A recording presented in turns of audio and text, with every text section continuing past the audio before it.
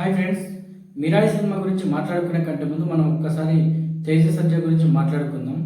లిటరల్గా నేను ఆయన్ని జాంబిరెడ్డి సినిమా అప్పుడు ప్రాక్టికల్గా ఇట్లా కలవడం ఒక చిన్న ఎక్స్పీరియన్స్ నాకు. అంటే మనోడు మస్తు రిస్క్ చేస్తాడు కూడా.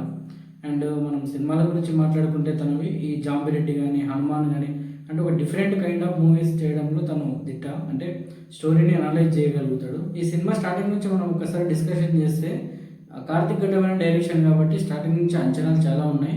అండ్ దీనికి తోడు ట్రైలర్ రిలీజ్ చేసిన తర్వాత దీని మీద అంచనాలు చాలా పెరిగిపోయినాయి కూడా. అండ్ మనం సినిమా రివ్యూ గురించి ఒకసారి మనం డిస్కషన్ చేస్తే స్టోరీలోకి వెళ్తే మెయిన్ ఏంటంటే క్రీస్తు పూర్వం అశోకుడు కాలం నుంచి ప్రజెంట్ జనరేషన్ వరకు సినిమా కథ అనేది ఉంటుంది. అండ్ అశోకుడు కళింగ యుద్ధం తర్వాత ఎప్పుడైతే తన లోపల దాగి ఉన్న శక్తులు ఉంటాయో వాటిని 9 గ్రంథాల్లోకి ఇనుమడింప చేసి ఉంటారు.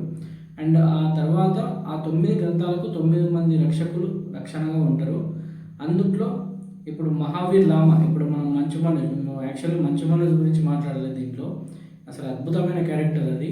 నాకు అనిపించింది ఏంటంటే అసలు మంచు మనోజ్కి చాలా గ్యాప్ తర్వాత మంచి క్యారెక్టర్ చేసిన, అంటే కంబ్యాక్ నిజంగా. ఇంతకుముందు భైరవంలో కూడా చూసినాం, బట్ దీంట్లో ఫుల్ ప్లేడ్జ్గా తన విశ్వరూపం కూడా చూడాల్సి వచ్చింది మనం. అండ్ ఒకసారి స్టోరీలోకి వెళ్తే ఏంటంటే 8 గ్రంథాలను తను ఆవహించేసుకుని ఉంటాడు.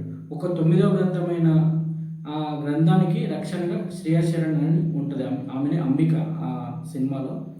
అండ్ ఆ గ్రంథాన్ని కూడా చేజింగించుకొని ప్రపంచాన్ని శాసించాలనేది మహావీర్ లామా అంటే మంచు మనోజ్ యొక్క కోరిక. సో దాన్ని మహావీర్ లామాకు దక్కనీయకుండా దాన్ని కాపాడాలనేది అంబిక యొక్క ఇది. దానికోసమే వేద, ఇప్పుడు మనం మాట్లాడుతున్న హీరో తేజ సజ్జా అని వాళ్ళ తల్లి రెడీ చేసి ఉంటుంది. దానికి తోడుగా హీరోయిన్ కూడా తనకు గైడెన్స్ చేస్తూ ఉంటుంది. అట్లా అంటే ఈ 9వ గ్రంథమైన దీన్ని కాపాడుతాడా లేదా, ఇంతకు మహావీర్ లామా దాన్ని చేయించుకుంటాడా, అసలు చివరిలో ఏం జరుగుతుంది, ఇది మిరాయి స్టోరీ.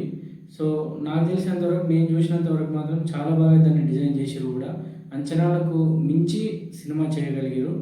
మనం అంటే చాలా బెటర్, అంటే మనం పెట్టిన పైసలకు కానీ లేకపోతే మనం ఇచ్చిన టైం కానీ వర్తున్న సినిమానే.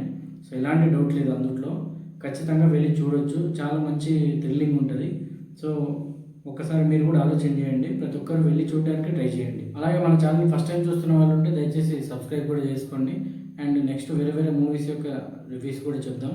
అండ్ మనం చెప్పేది ఏంటంటే కొంచెం జెన్యూనిటీ ఉంటుంది. ఎందుకంటే అంటే ఏదైనా సినిమా ఊకనే తీయరు, అంటే 24 క్రాఫ్ట్స్ కష్టపడి ఉంటాయి. నేను చెప్పేది అదే. ఎందుకంటే దేన్ని ఈజీగా తీసుకోవడానికి ఉండదు, దాని మీద చాలామంది ఎఫర్ట్స్ పెట్టింటారు. కాబట్టి దేన్ని మనం ఈజీగా తీసుకోవడానికి అయితే అసలే ఉండదు. సో మనం ఒక 100 రూపాయలు, ఒక 200, 300 పెట్టి మనం సినిమా చూడాలనుకుంటాం కదా.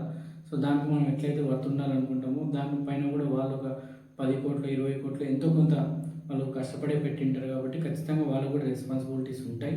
సో మనం అది అర్థం చేసుకోవాలి. అంటే మనం ఏది కూడా మాటల్లో ఇది బాగాలేదు, ఇది బాగుందని చెప్పడానికి రాదు.